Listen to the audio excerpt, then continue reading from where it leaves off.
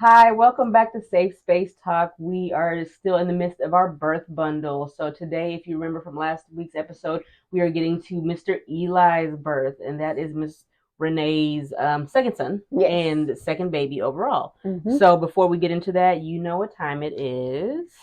Ta-da! We're gonna do it right. Send candle vibes. Get it out right, to all, get it tight. to all our Safe Space talkers. What is our name for our followers, our supporters, our Ooh, that's a good idea. talkers? Spacers. The spacers? Safe spacers. Safe spacers.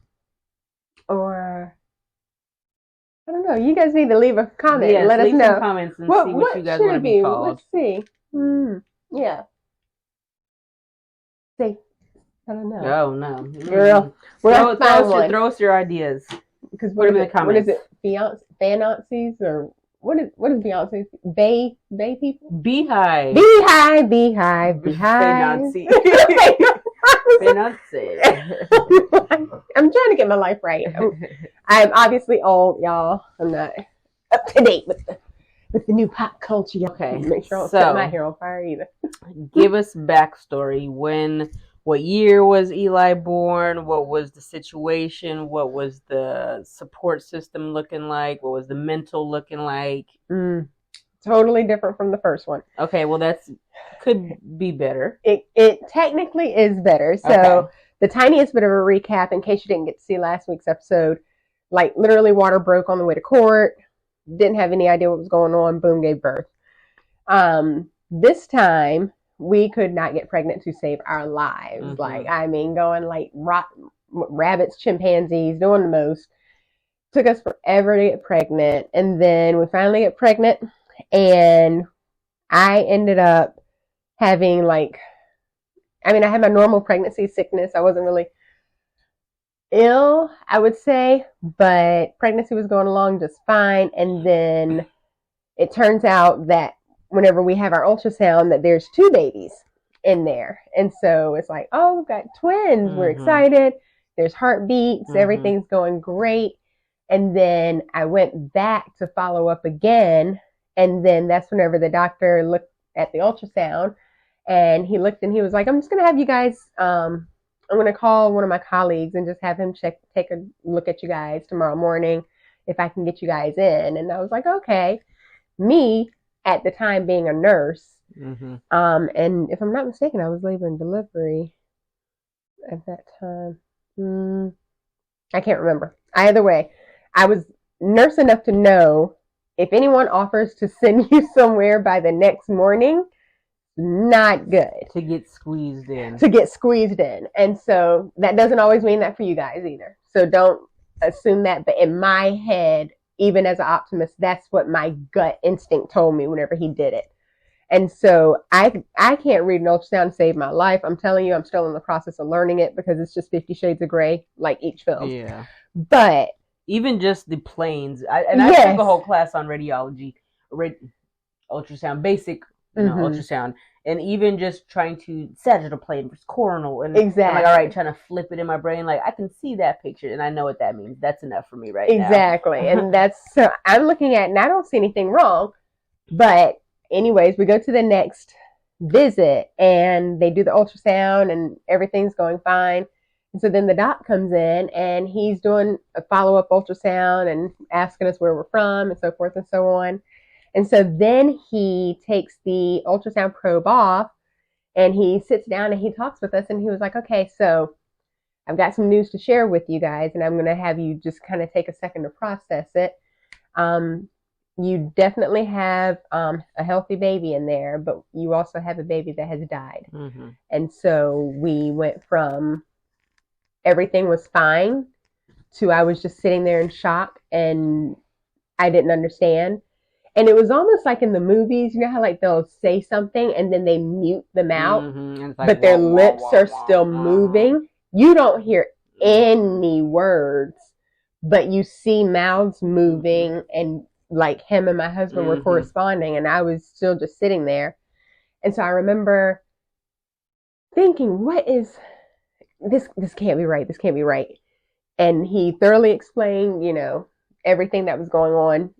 still in and out. Not 100% sure exactly how he explained it, but I got the gist that I was not going to have twins anymore. Mm-hmm. So then to make it worse, it was one of those things where I was still early enough to where, since they saw a heartbeat the day before and they didn't see one that day, they still wanted me to follow up the following week because they wanted to ensure that the baby that was no longer living dwindled in size. And so that was the hardest part. I had to keep going back almost every week to ensure that this wasn't going to be something that was going to be, bad for the existing baby, which ended up being Eli. And so I will say, like, to anyone that's ever had a miscarriage, it was the weirdest thing bothered me. And to this day, I can't figure it out as to why. I took the news and I remember going into the bathroom after we spoke and crying. And I remember my husband walking me into the bathroom while we're in the doctor's office. And then he walked me back. They put me in a wheelchair because at this point I'm just constantly like crying. Right. And I'm just gloomy.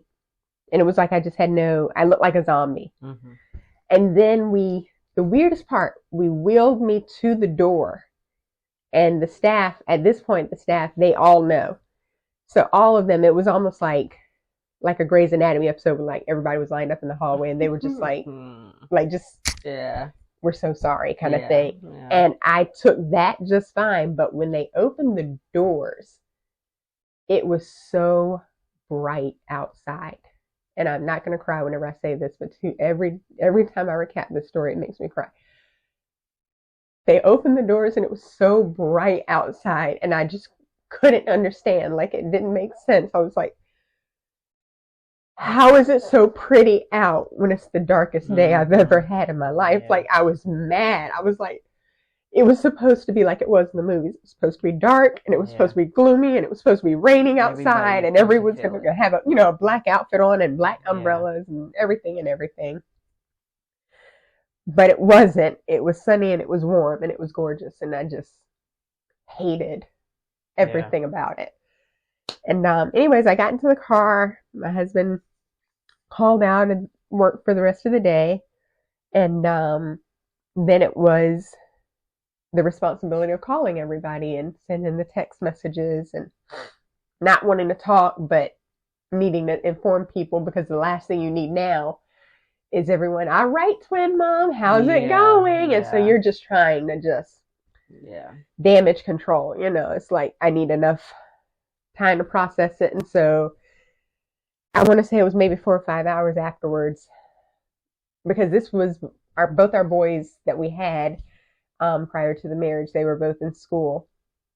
And so right before they were going to get off the bus, we got a chance to sit down and just make a Facebook post so that we could put it out there to everyone that knew.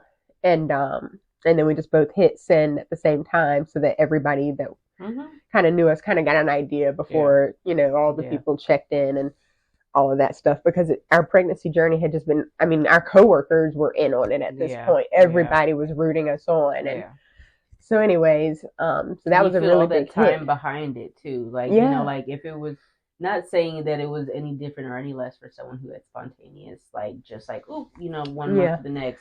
But, when you think back of how much time you spent and you're thinking of all the months that you didn't conceive as well. Those are added on to now the time you've been waiting. And and I can't say that for those who have had a miscarriage, I definitely can't speak for you, but it's one of those where you go to continuous baby showers and you're so happy for them. There's legitimate joy in everyone's baby shower that I ever went to. But it's still the question of when is it going to be baby shower? Yeah, but actually, this wasn't with Eli. Maybe I'm remembering wrong. Wasn't it with Annika that someone else was really desperately trying to get pregnant at our job? Another coworker ended up getting pregnant. Several ended up getting pregnant. Some with twins. And she verbalized that at the baby shower. I took her spot. Yes. And I was thinking, like, at that time, I hadn't broadcasted it, but I, that was when I didn't have my second child yet, had been desperately begging my husband, like, please, my clock is ticking. My kid was 3, but in my head, it was ticking, and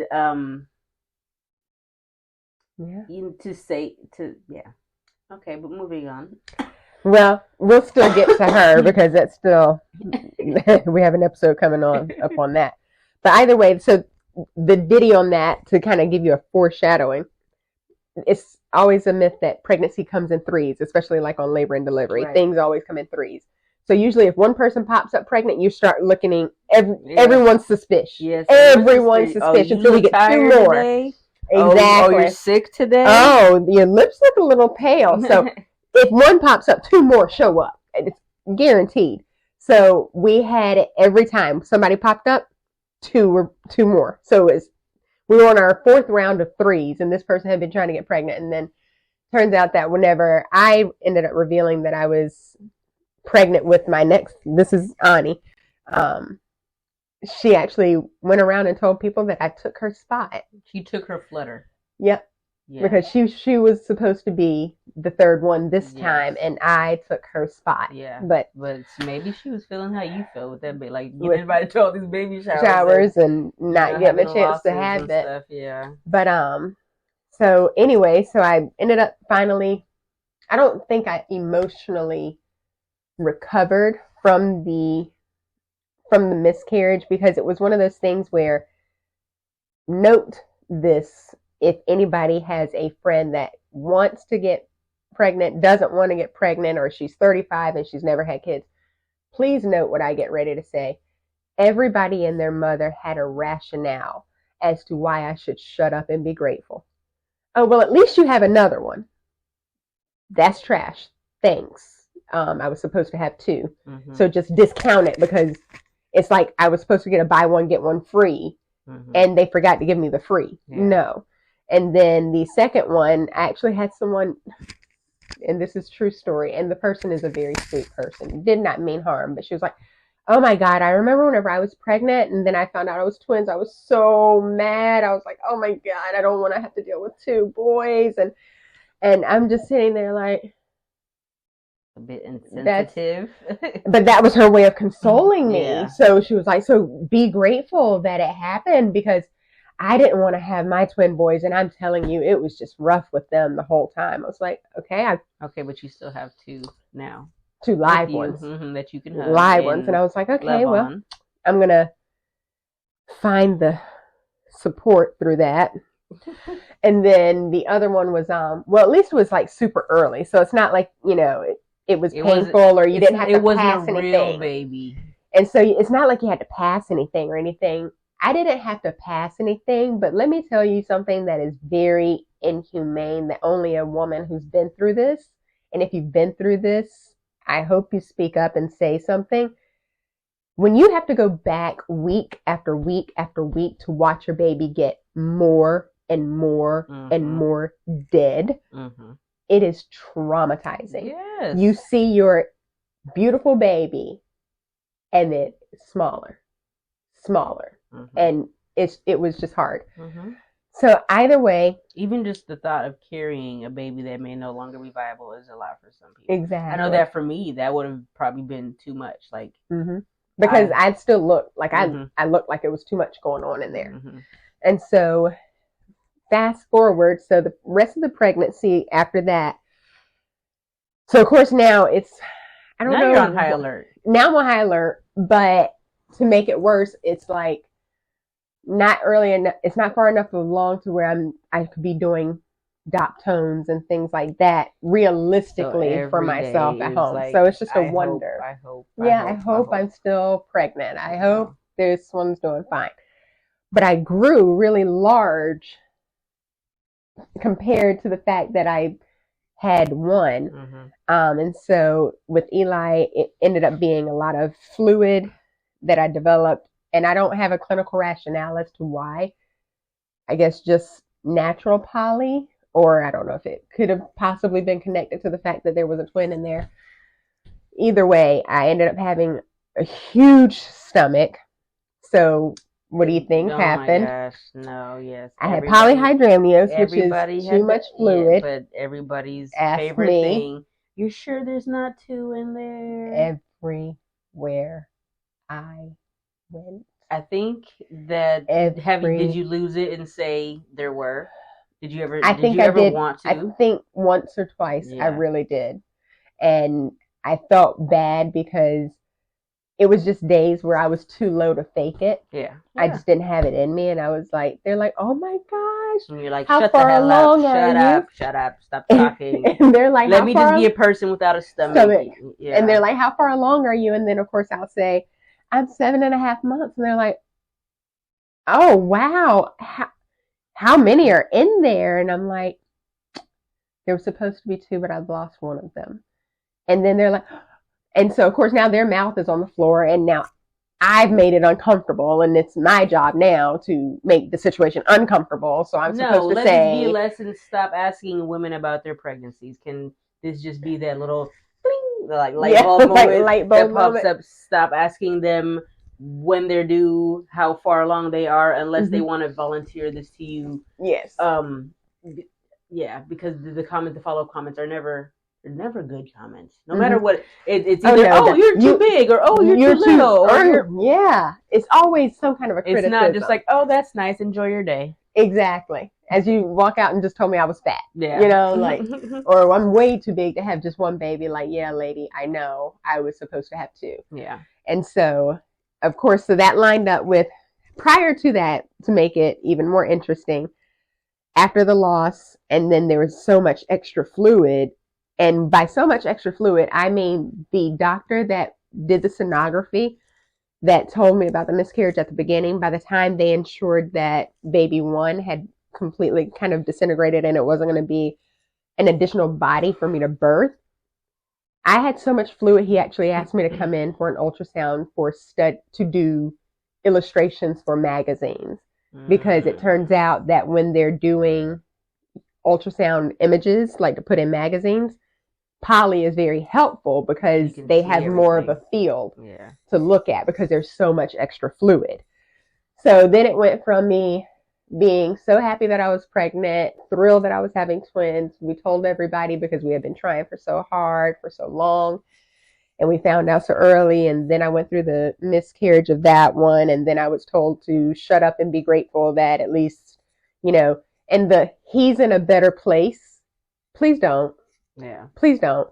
Because the best place not everybody is in their also arms. Is a religious or a faithful person. So you saying this, I don't want to offend anybody, but I'm not a Christian, by the way. And nothing against them, but you saying something of your faith that gives you solace doesn't correlate to my faith. Yeah. I do believe in a higher power and a higher being, but your Bible, your thought process. Belief systems don't equate to mine. So you saying that he's with God, to me, that doesn't compute into what I believe. So it's kind of like I've learned, take what their intention is and just leave it at that. If someone says Merry Christmas, if someone says Happy Holidays, Happy Hanukkah, I don't care. I'm taking it as that intent. But that's not really consoling when that's what they're trying to do, I believe. And that's something that I feel like is a really common saying. Like, oh, well, at least he's in a better place now. First off, and this sounds so dramatic, so I need you guys to hear it and take it with a grain of salt, and you can walk away and say, no, she's just dramatic. The best place your child can be is in your arms. Do not tell me that going up, that he's in a better place. No, the best place was in my arms because that's who I wanted to love and nurture. So first, you just downplayed what I could have done and the type of parent I could have been by saying, oh, we're better off without you, honey. Oh, my God. I mean, think about it. That's legit what you just said. If you had to take that sentence, if you were in school and they said, now word that sentence differently, what would be the different way to say it? Well, he's in a better place now, which means the worst you were not the best place. Boo. Wow, I didn't think about that. So if you really think about it, y'all, that's what you're saying. So please don't. But so then it went to we have so much fluid. Can we take pictures of you in a magazine through this traumatic pregnancy? To, of course, my answer for anybody else to learn so that they can hopefully prevent people from going through this. The answer is yes. Ended up not even having to do that, but I had so much fluid and I started contracting because my body uterus thinks, whoa, we're huge. It's time. So now I'm having contractions every 2 to 3 minutes. So this is so far back in the day. It was when bed rest was still in style. So I was put on bed rest and given a medication called Procardia, which you guys will get more familiar with as we teach you. But I was put on that to slow my contractions down, even though it's a blood pressure medication. It's a smooth muscle, et cetera, which stops you from having as many contractions. So from week 24, I think, whenever it was true viability, I stayed in bed rest the entire time. By far my most depressing pregnancy. It was one. They should have thrown some Wellbutrin on top of that with it. I mean, it was rough, because if you think about it, at the beginning, and we had fertility treatments, which is something my mom is going to absolutely murder me for saying out loud, but I'm just going to put that out there because we did. So we put, it's not downplaying anything else that, you know, when you get to wake up pregnant, that's beautiful, and I'm here for it every day, obviously. But there's a difference whenever you're like, you had to go through extra, you had to take all these meds, you had to pay all these specialists, you had to do all of this extra stuff, and you had to go over all of this. And costly. And then they do this, you get both babies or both embryos take, you're stoked, you're having your twins, you're ready. Twin one dies, you're like, drats, here we go. Watch twin one die over and over and over again. Then you end up developing so much fluid, either from twin one or just the mishap with twin two, that your body then is like, wow, we're the size of 8.5 months, almost. Let's start having some contractions. And this is at 23 and 4. And so from 24 weeks on, I was on bed rest. I had a PRN job. And no, was I full time? I had to be full time because I had PTOs. So of course, we didn't plan on this. The ideology was I was going to work until I was, done. Baby, yeah. And so now there's 100% of half of our income gone. Yeah. So now I'm sitting here financially screwed. You screwed. Can't do much, and you're just sitting watching it happen. And I'm sitting at the house watching my husband go to work every single day, picking up shifts, trying to make up for the crap that I can't do as I sit there on a bed like a bump on a log. Yeah. Like, it was just that. But see, and it's funny because that, understandably so, when you are a contributor to the financial situation of the household, you feel that way. But why is it even in society that we have to do that? Yeah. It's not built or set up or for us to even be able to bear kids without having to now figure out how we're financially going to survive it. Yeah. How are we going to financially survive having a child? Exactly. That needs to be a book. Someone write that. Exactly. That. And so then it was the depression of being, so I'm naturally an extrovert. So people feel like if you're an extrovert, you're just loud and you conversate with everyone. No, extrovert means you actually get your energy source, what makes you feel the best and most energized, from being around other people. So now I'm an extrovert stuck in a bed while my spouse is away at work the entire time, working every shift that he can pick up so that we can just financially make it. And so I'm here laying depressed in the bed. And then I finally get to 36 weeks. So 12 weeks now I've been, I guess, hidden from society. The best I could do was go to Sam's Club, or we would go to Sam's Club or Walmart with the rolling cart and roll around. So then, of course, I got the side eye.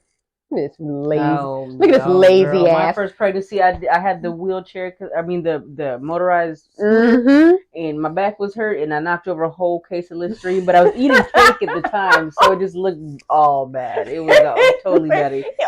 But I couldn't even get up. I just had to keep eating the cake while everybody else started pulling the Listerine from out under the cart. So the side eye is definitely real. The side eye was legit. So everyone's looking like this. Look at this lazy heifer. Lazy goat. Lazy goat. looking at me like I'm pregnant and just lazy. Like, you can get up and walk like everybody else, and it's like, and who is going to listen to the soliloquy of how I ended up a healthy person now rolling around in a scooter at Sam's Club? And as a matter of fact, one day in Sam's Club, I ran into a friend who happens to be a midwife, and she was walking behind me, and then she walked around, and she was like, "Oh, girl, thank God it's you." I was sitting here looking like, who this bitch in this doggone motorized wheelchair? And she hadn't seen me at work, so she gave me a big hug, and she told me, how sorry she was, because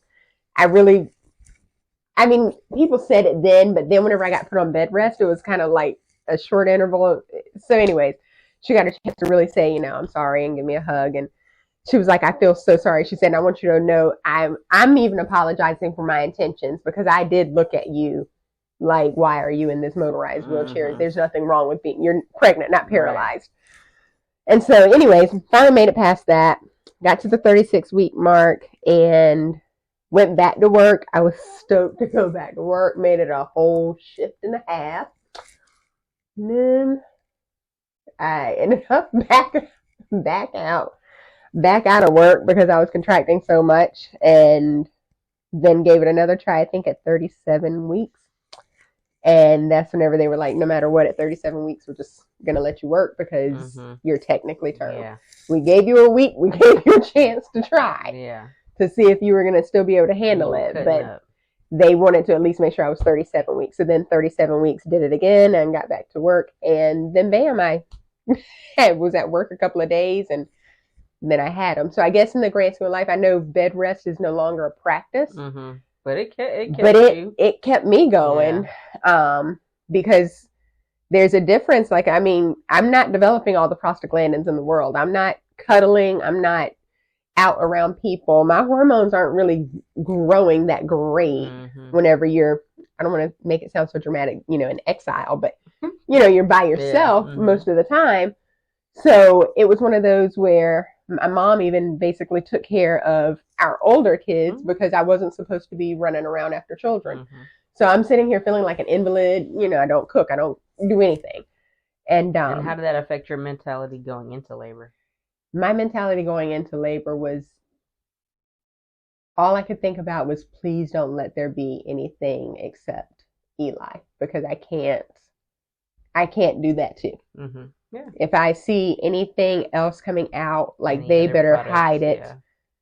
Well, and going into it, I was like, if anything happens to his heart rate, I am going to lose my mind. Yeah.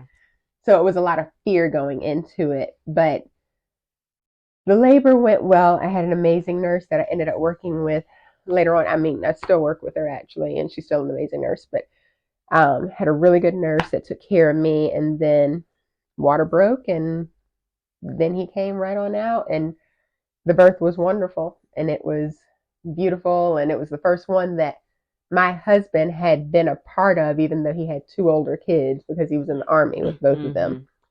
And so that was his birth. So that just came out beautiful, and it was the best. And I remember the obstetrician was standing in for my doctor, and he was, as soon as they handed him to me, I just started snot nose crying. Yeah, I'm sure. And but he's looking like, what's going on? Like, he's like, I get missing something. I get a little, bit, but like, I'm just like crying because I can finally let it out. I'm happy that this new baby is here. I've been waiting for 40 plus whatever, weeks, days, hours, minutes, all the time. Yeah. But it was almost like that. You know how you hear the howl of a miscarriage? We've all heard that howl. We know what's going on. Yeah. If you hear that, you automatically start setting the surroundings up for, for the room to be different. Yeah. You take all the happy pictures down. And it was that howl that I think made the obstetrician. It was like a cry that guttural. I finally let like go. Letting that energy out. Yeah. I let it go that it was really going to be just him. There was not going to be another baby that came after him. Yeah. Like some kind of miracle in my mind that. And then the idea that you had started with 2, that now that you have 1, like you said, but then also the relief and sadness of like when this anticipation of like, okay, hopefully everything goes good with the labor, hopefully everything goes good with the pregnancy building up these weeks, hopefully, and then it's just like all of a sudden like that a release of emotions, like, oh, okay, I can physically see that the baby is okay. Yes. And that was hard, but it was wonderful at the same time. Yeah. And so, I mean, gave birth and the labor went well. And I was really grateful. I mean, and the doctor was really nice. Like I say, he gave me the side eye, but I think then he came back with the chart, and it was so funny because he wanted to send me home.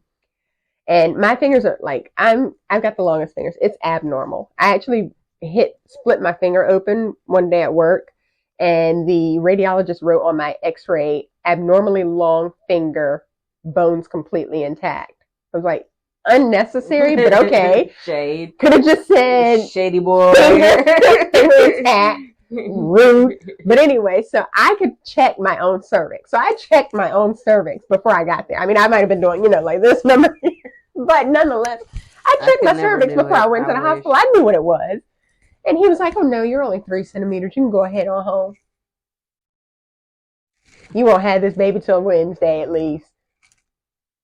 Next. Thank you, next. Because at 3 o'clock in the morning, here he comes in with his little hat and hanging up his little coat and all of that. And I'm just sitting here like holding like Cliff this. Huxtable over here. Because I didn't want, there's like if the nurse delivers at certain hospitals, they have to like write it up. Like it's considered an unattended delivery because the doctor didn't make it. So I'm sitting here because I like the nurse and I'm like, oh, don't let me burden you with my birth. And then, exactly. And she's like, it's okay, whatever you need to do. And he comes in and he's, hello, it's Dr. So-and-so again. And I'm sitting here like, get the gloves! Just get the gloves! And so either way, so I'm sitting here holding back, trying to keep this baby in. And he finally gets his little stuff on and had the nurse going, so nice of you to arrive. Him up in the back. And I'm still sitting there. And then finally he was ready with his gloves on and bam, there's a child. I was like, your pushing it seems to be short. I can honestly say that has been something that I have learned to appreciate about my birth. Because you have a nice long torso. Babies have space to move and maneuver. And not like the shorties who are every inch of space is prime real estate up here. I will say though, my legs are over 60% of my height. So technically, like, I still have a short torso, but because I'm taller, the short torso is longer than the average one. And then I'm built like a pear. So it's like itty bitty titty committee and then nothing and, wide hips, wide load. So I just had those birthing hips, I guess. Going for you. And I'm sitting there holding on to that baby, and then I finally can push, and it was an amazing birth. And then I ended up having no PTO time, so 2.5 weeks later, full-time work again because set up for postpartum depression. Yeah, I mean, I didn't have the time. Recover from your pregnancy. I couldn't recover. Couldn't recover from the birth. Nope. Went to work bleeding and all. Like because it was. We had no money. Yeah. I mean, my husband did amazing things with nothing, like made dollars out of 15 cents. I don't know how he did it. And so for that, I'll always be grateful. And he never once I felt bad. I didn't tell him, but he never once made it seem like it was a burden. Right. And he challenged that every time I start getting depressed, which was every time he got home because I didn't do anything all day. Yeah. I'm so sorry you have to do this. And so it was a hard pregnancy, but came to the beautiful Eli that we have. And so Eli, for those of you that don't know, my beautiful son, he is severely autistic. He's completely disabled. Beautiful birth, but started to notice some signs and symptoms. So had to go through a long journey with him. He's still nonverbal. He can't perform his own. That would actually be probably a good episode to talk about. So get people out there aware because in our community, it's always like they don't want to put a name to it. They'll always just say, "Oh, he's a little different." Exactly. But that doesn't get them the help they need. Yeah, it doesn't. So that'll be a good episode. That was it was a long trial, but the biggest thing that I want people to know about him is that he is full of joy. He laughs, and when he laughs, you cannot not laugh. Yeah. Like, his smile is so infectious. And he's very happy. And that's the beautiful thing. I would love to hear his thoughts. But it's weird because even though while he was a baby, it's the weirdest thing ever. I never felt like I needed to talk to him. Mm-hmm. I could just look at him, and I would look at him, and I would try to make up things to say, but from the second he was born, communication was nonverbal. I didn't feel like I needed to speak to him. And then when he ended up being nonverbal, of course, I was like, oh, it's because I didn't speak to him, but it was not happening anyway. Yeah, just a mom knows, I guess, how to direct energy sometimes. Mm-hmm. And he spoke so much to the point where I think you always think your kid is the normal kid, and everybody else is the baseline is your kid. And then everything else is, and then once you start realizing, oh, my child is supposed to be doing X, Y, Z, like I noticed with mine, then I was like, oh, my child is not. Like, exactly. This is not what. And that's whenever we were like, he started saying a couple of words, but then the words just stopped and so forth. But yeah, that'll be something I have to go in with another video, and for other moms that have special needs children and neurotypical children, and just the difference of it. But other than that, as far as his birth, well before the years after that we figured all those other things out, that was by far my most difficult pregnancy. Yeah, of course. And difficult. I wouldn't say birth story wasn't as difficult, but everything leading up to it. I think you're also probably going into it with a lot more gratitude for anything that goes right. Yeah. Yes, which is going to be with my next one. You all are going to be like, just send the girl a set of roses or something. Like, a care package. Send the poor country girl an edible arrangement. Country Dumpkin. We're sorry for your mess. We're sorry for everything at this point. And how on earth do you do it? Like, there was a long time, actually. I didn't realize I was traumatized, but hearing twins on the monitor, oh my gosh. Triggering. I would get nauseated. I would literally get nauseated. And so, I took some Alka-Seltzer and I moved on about my day, but I didn't recognize that was a trigger until it tied to me. I have a headache and I'm nauseated. And it was because, I took care of twins today. Mm-hmm. So it was for a little bit. At first I knew I didn't want to have twins if I could. Yeah. So if there was a patient on the floor with twins, I just needed to kind of get myself together. And then whenever I started taking care of them again, it made me a little nauseated, and I'd have headaches and just typical physical, visceral feelings. Yeah. That, you have whenever you have PTSD and things like that. Yeah. And it's like, I would just make it, I wasn't going to process it mentally. Mm-hmm. So my body was like, oh, we're going to get it out some kind of way. Right. Exactly. And that's what happens for all those people who says, I don't go to therapy and I'm fine. I don't need this. How's your back? How's your eye twitch? Exactly. How's your hair that's falling out? Mm-hmm. Okay. Losing your hair. Can you get up and stand up and bounce around and do things like everyone else? Or do you ache every time that you get up? That's holding all that back. Yeah. Well, thank you for sharing that personal story. And I'm sorry mine was a little bit gloomy. I'm so sorry. No, that's real. That's real life. And that's what Safe Space Talk is about. Yes. Real life. And that also feeling goes safe to show enough to say it out loud. We also have our own traumas and sad things that we have to process, tragic things that we have to process within our own births, even if it doesn't end in a loss. There's, losses along the way inherently for each individual, and we are not excluded from that. I want people to know that a lot, because for some reason I think people think we are the prototype for what should happen. Exactly. Or they think that because we work in the field, we get taken better care of than everyone else. But inherently, and I think being the partner of a midwife, my boyfriend has learned this now, and he's said it a few times. He goes, wow, having a baby is so risky. And I said, yeah, I don't think a lot of people know the things that could go wrong. So, how we said blissfully ignorant and aware and happy because they don't know what can go wrong, but so much cannot be prevented. No matter how much we know about it, how much care we get for it, it cannot be prevented. It is a roll of the dice, and it's that way every time. And that's why we probably have I don't want to say way more anxiety, but we have just a lot more awareness. Even in a perfectly check the box normal pregnancy, where we have way too much situational awareness. For sure. Yeah. But all right, thanks for joining us on Eli's birth story episode. And next week we will be doing Imani. Yeah, she will be next. That's my first little princess. So all right, so we're gonna blow out our little ceremony. One of them just left by itself. I'm out.